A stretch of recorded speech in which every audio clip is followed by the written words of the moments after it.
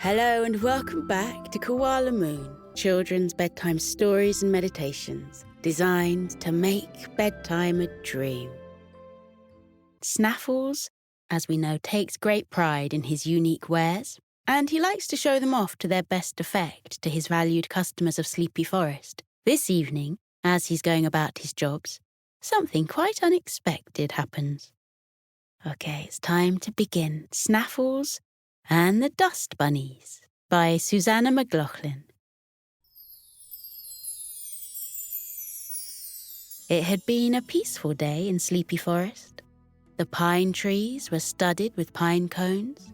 The conkers were starting to grow on the chestnut trees, and the clearing that housed Snaffle's little shop of lost things was blanketed with little lilac wildflowers and red-capped toadstools.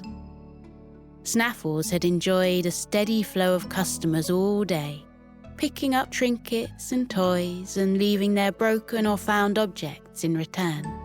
But now, it was time for Snaffles to turn the sign on the door from open to closed. The little furball of a creature looked around his little shop with a smile on his face. He'd sold lots today. He'd sold a handful of origami frogs, a sailor hat he'd made from papier-mâché, and a necklace made of seashells that clacked and clinked against each other, making the most beautiful sounds. Now, it was time to replenish his stock. Snaffles sat at his little desk and turned the handle on his music box 1, 2, 3 times until soft tinkling music began to play. He always listened to his music box as he worked. First on his list, he needed to fold more frogs. Snaffles took the shiny box of chocolates that Papa Praline had given him in return for a patched-up cagoule and placed it on the desk. He put his furry feet up next to them as he unwrapped each chocolate and popped it in his mouth. Once he'd gobbled the lot, he straightened out the jewel-coloured papers and began to fold. One frog took shape in glistening green, and the next in jewel pink. He made ones of silver and gold and vibrant purple. Then, once all the wrappers had been transformed, he lined the little frogs on their shelf, ready to be picked up tomorrow. His next creations were inspired by the slow, warm breeze drifting through the window of the mushroom-shaped cabin. He took a ball of twine he'd been saving for an occasion such as this and attached long strips onto little hooks. He rifled through his drawers of knickknacks and odd bits and pulled out pennies and clamshells and sea glass and old sardine tins.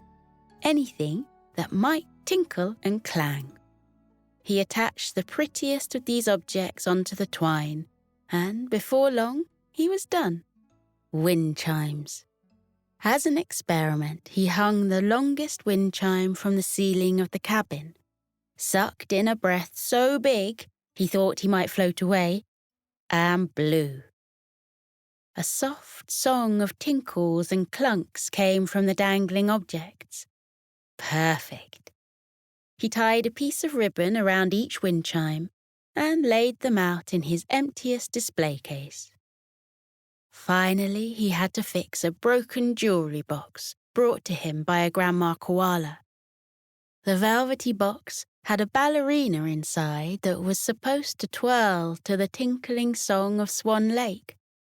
Right now, she was stuck stock still. Snaffles put on his round, wire-rimmed glasses and tinkered around in the mechanism, switching a broken cog for a perfectly round, flat stone. He wound the handle, and sure enough, the ballerina resumed her pirouette. Perfect.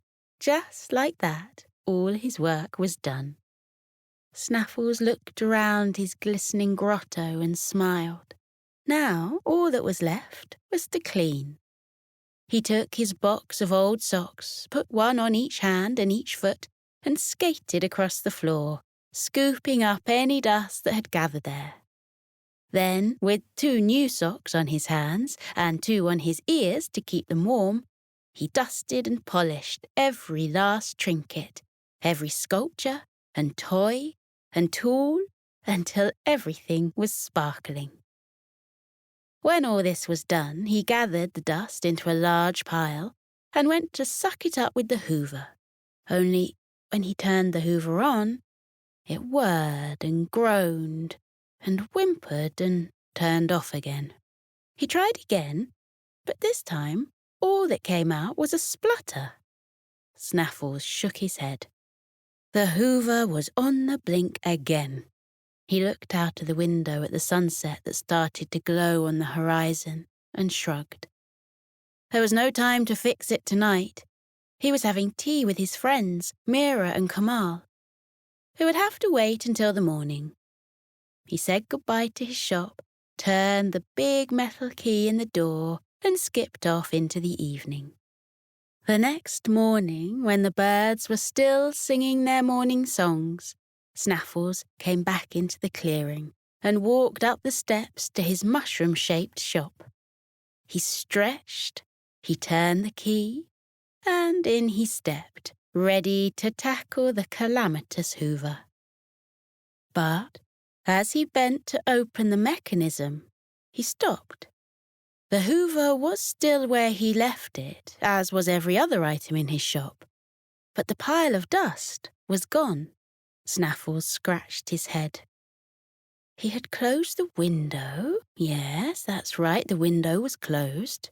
No breeze could have blown the dust away, and the shop was still sparkling clean. Had the dust just grown legs and walked into the hoover? He checked the hoover bag for dust before shaking his head and chuckling at himself. "Don't be silly, Snaffles," he said. "Dust can't grow legs and walk." He was just gathering together his spanners and screwdrivers when he heard a little giggle. And another. A kind of snuffly, sweet little sound. And there, on his desk, was a couple of bunnies. They had long, fluffy ears and pom-pom tails like regular bunnies, but they weren't covered in regular fur. Theirs was more light, more cloud-like, kind of dusty-looking. A light bulb went off in Snaffles' head. "Just bunnies?" he exclaimed. He'd heard the phrase before, but he never knew exactly what it meant. "That's right," the black bunny said. "We're dust bunnies." "What, have you never met a dust bunny before? I'm Soots," the soft grey bunny at his side said. "And I'm Binky." Soot and Binky. Snaffles rubbed his eyes as if he didn't believe them, as if he blinked hard enough, they might disappear. "Come on, Snaffles," Binky said. "You know how magical Sleepy Forest is. You didn't really think you could leave a big pile of dust overnight and not expect it to be turned into dust bunnies." Snaffles giggled. It was silly of him, he supposed. He should be used to the miracles that happened around here by now. "Dust bunnies, hey? I guess I don't need a hoover anymore," he said. Soots made a yucky noise. "Ugh, no. You can make dust bunnies instead in future. We make excellent pets, you know. This place would make a great pet shop." Snaffles scratched his chin. Snaffles' little shop of lost treasures and pet shop? It kind of made sense. Taking something old and making it new, turning dust into dust bunnies. "Okay," Snaffles said. "But I don't want to sell you two. You can be mine. Snaffles, Soots, and Binky. It kind of has a ring to it." "That's great," Soots and Binky said. "But, what about those guys?" Binky pointed behind the cash desk with one long ear. Snaffles peeked over the counter. And sure enough, nestled behind there were 3 more dust bunnies. One was white, one was sandy, and one brown. They all waggled a paw at him. Pom, said the white one. Puff, said the sandy one. And Pinky, said the brown one. Snaffles rustled his eyebrows at that. Whoever heard of a brown bunny named Pinky? But he smiled politely and said, how do you do? We want owners too, Pinky said. and it's time to open your shop. Perfect timing, right? Pom and Puff giggled. Find us our owners, Snaffles, please, they crooned. The bunnies were looking at Snaffles with puppy dog eyes, but it was unnecessary. Snaffles needed no persuasion to help friends in need.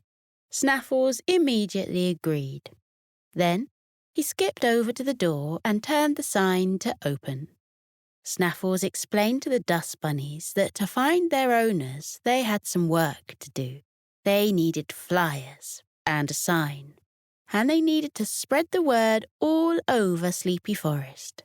The world needed to know that dust bunnies were real and that they were here in Snaffles' shop. First, a sign. Snaffles took Suits and Binky, Pom, Puff and Pinky into the clearing to find the perfect material to make their sign from. The bunnies skipped and played and hopped through the wildflowers as they went, and their giddiness was contagious. Snaffles did a couple bunny hops too, and then a cartwheel and a roly-poly. When they'd stopped playing and focused back on task, Snaffles and the 5 dust bunnies began rifling through the pile of old wood and furniture he kept behind the shop. How about this? Soot said, sniffing at a wooden tabletop with no legs. That's a possibility, Snaffles said. but it'll take a lot of paint to show up on that. Keep digging. Finally, Pinky gasped. Here, she said. It took Snaffles a second to locate her, as she'd burrowed deep into the pile. But once he'd pulled her out, he saw exactly what she was talking about.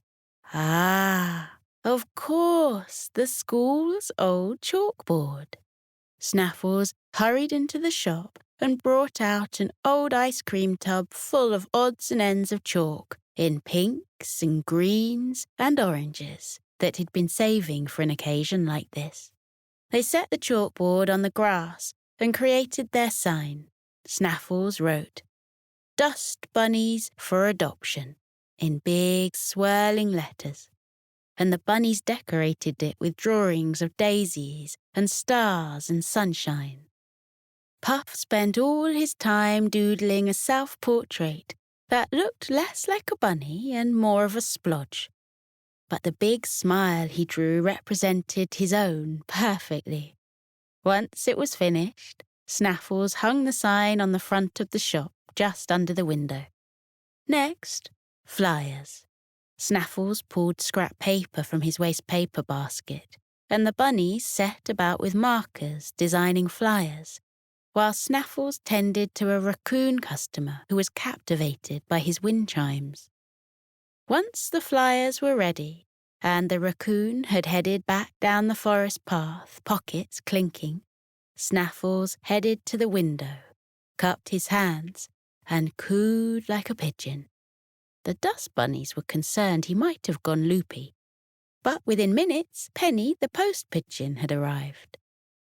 She spent some time cooing at the little dust bunnies before tying the flyers to her foot and promising that she'd spread them across town.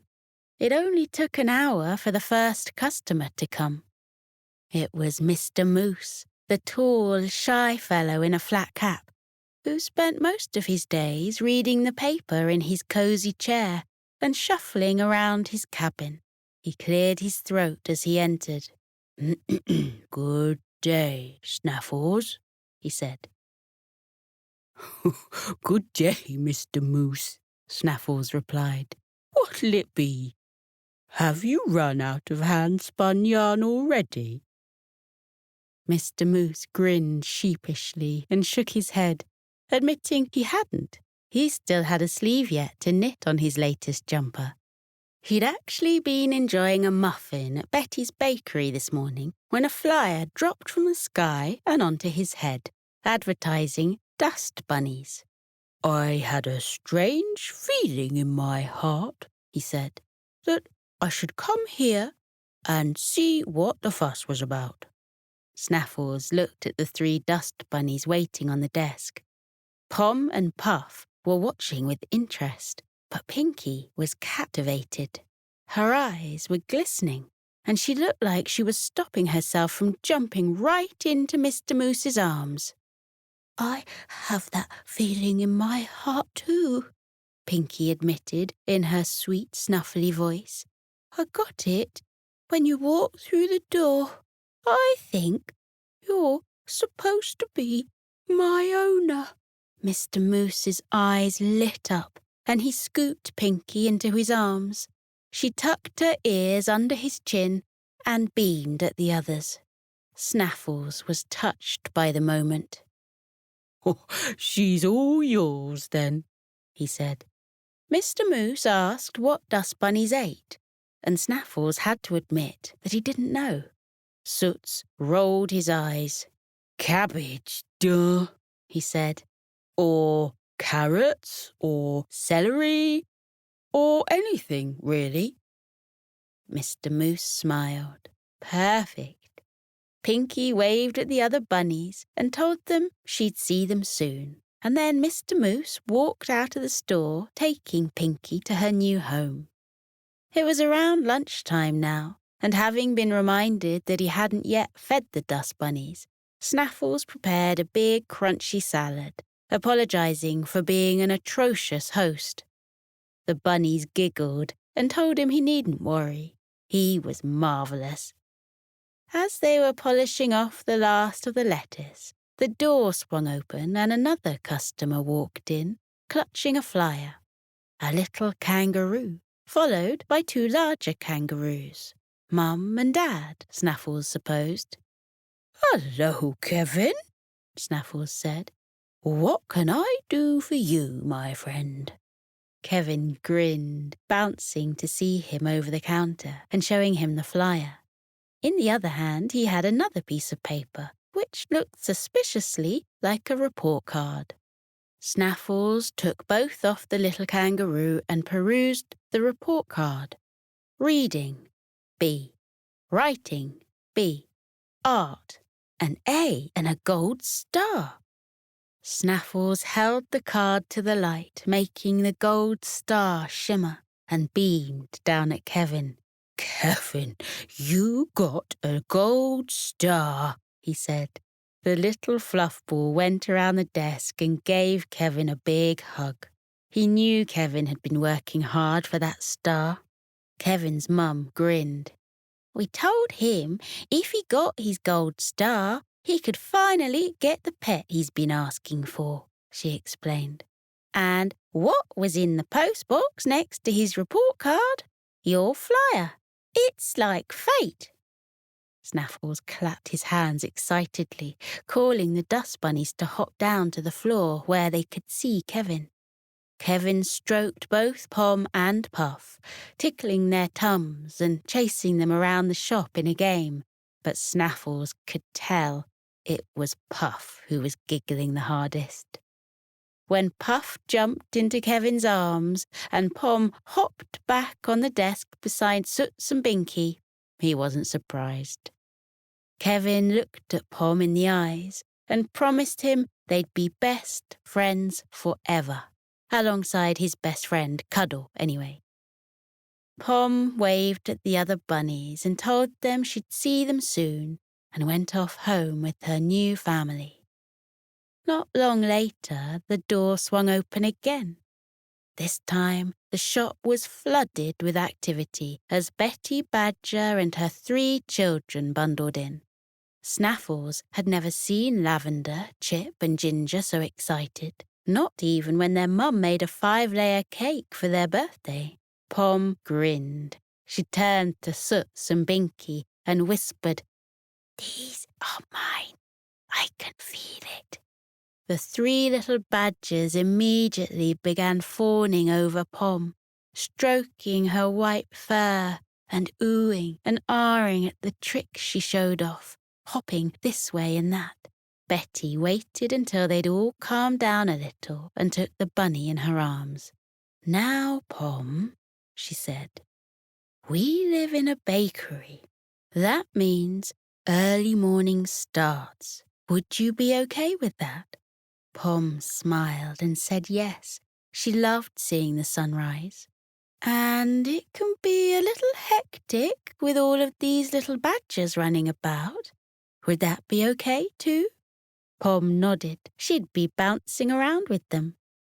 "And we often have a lot of sweet treats laying about. Would you be opposed to nibbling on carrot cake all day?"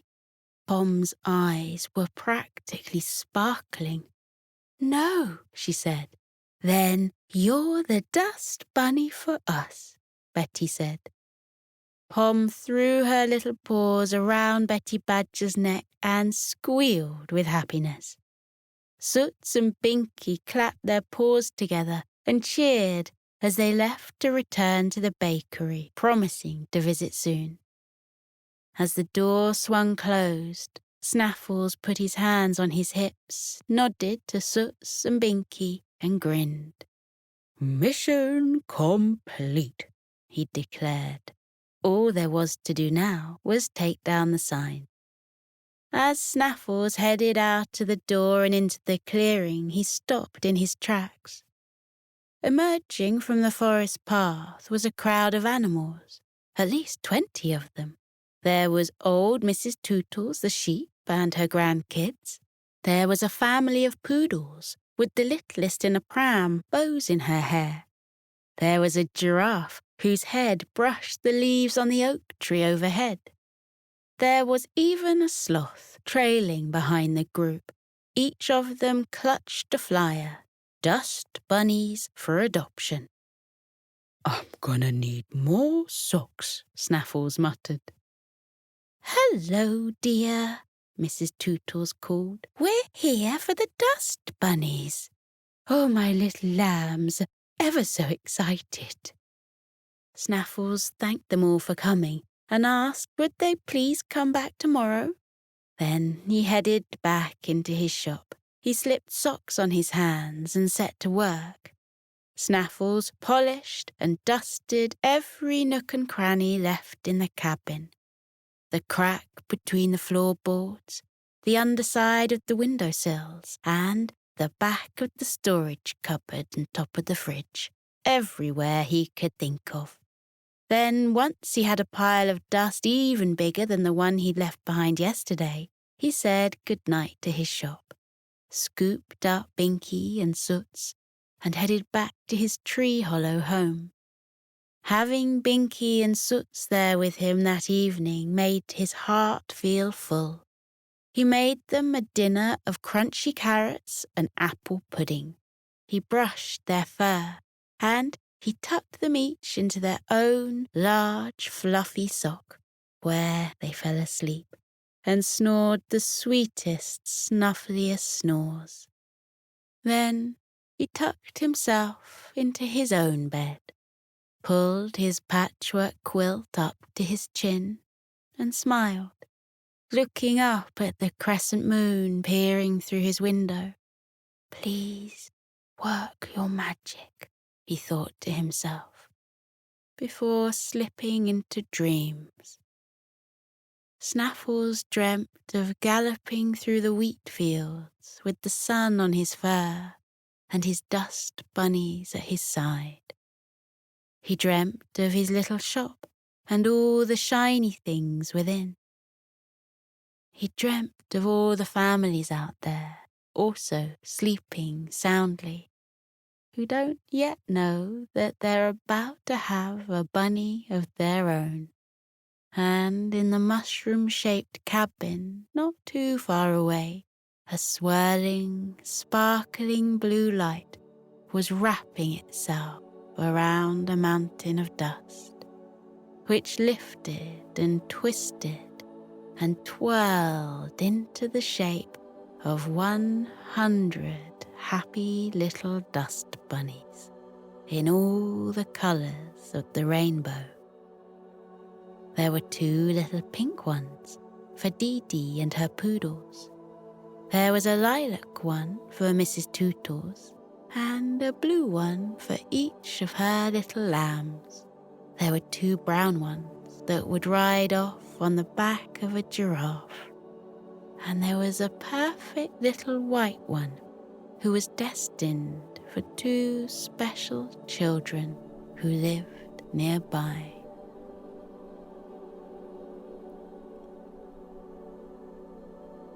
Now we're floating into a deep and peaceful sleep.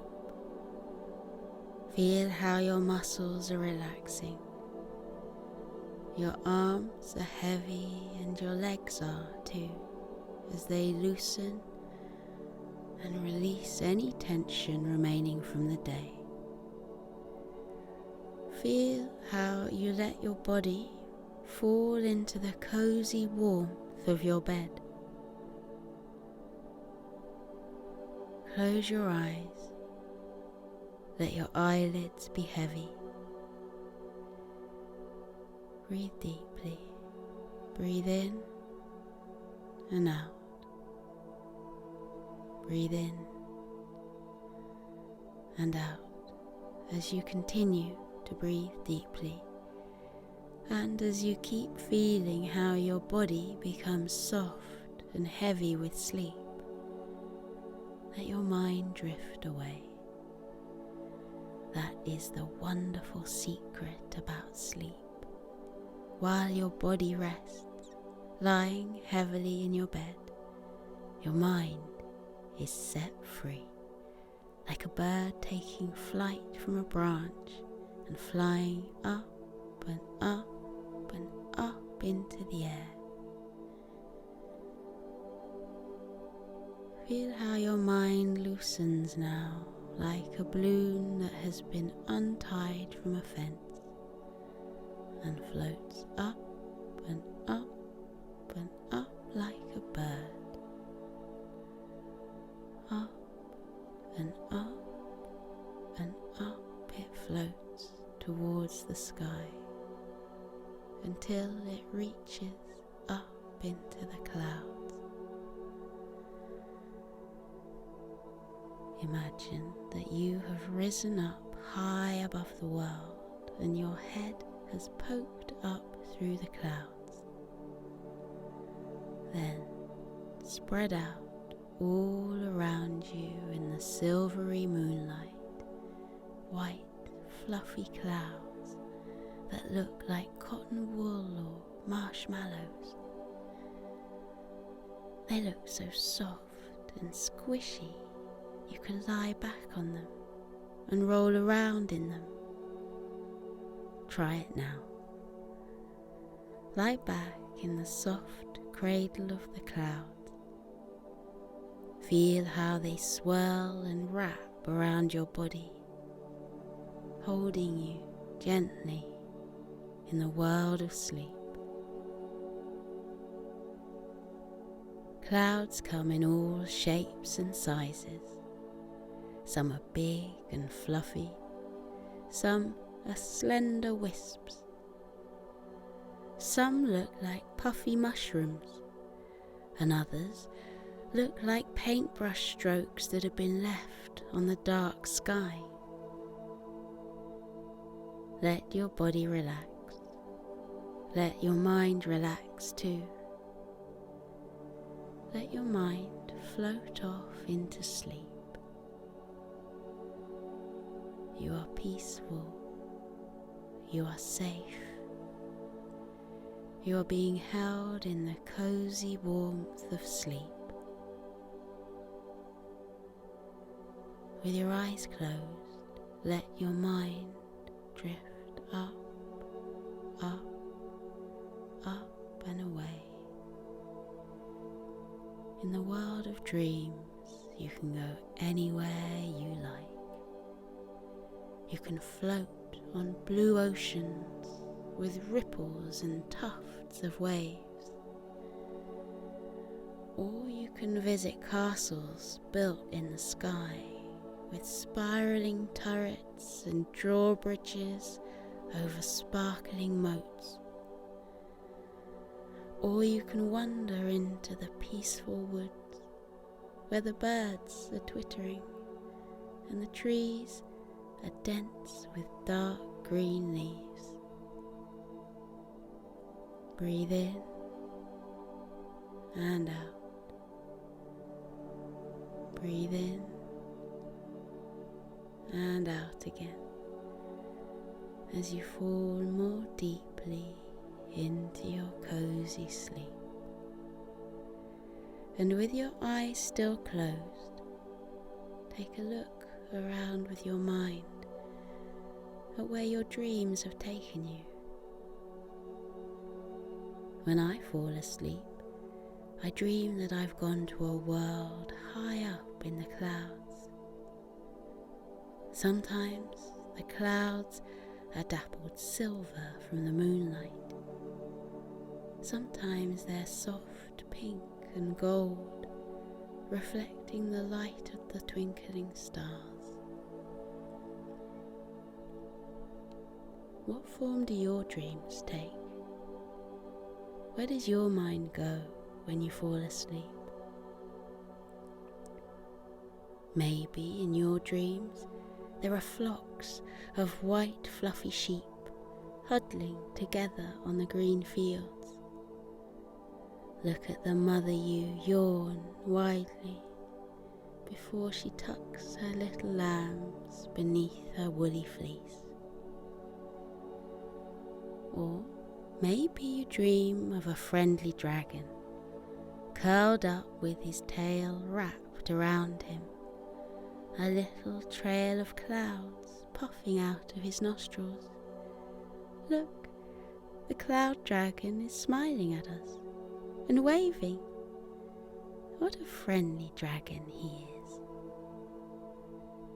Or maybe you dream of cute puppies lying on their backs, their tongues lolling out of their mouths, their eyes closing because they've had such a long day. They look tired, and there's their papa dog, fluffy and white, padding softly over to wish the puppies good night. Up here on the sea of clouds, you can be free. Feel how light you are, weightless, floating, drifting through sleep. Feel everything heavy from the day lift off you and drift away, taken away by currents until they disappear over the bank of clouds. Any worries you have been having, watch them float away. Anything that has been weighing on your mind during the daytime, now you can let them go and watch them drift away. Your worries are not you. You are not your worries. You can let them go. Watch them float away. Now you are light as air. You are as gentle as starlight. You are as soft as the clouds. Up in the sleepy sky, everything is weightless and peaceful. The clouds stretch out like a sea of tranquility. Close your eyes and feel the clouds wrap around you. Feel them bearing your body gently into the land of sleep. Feel your eyes close.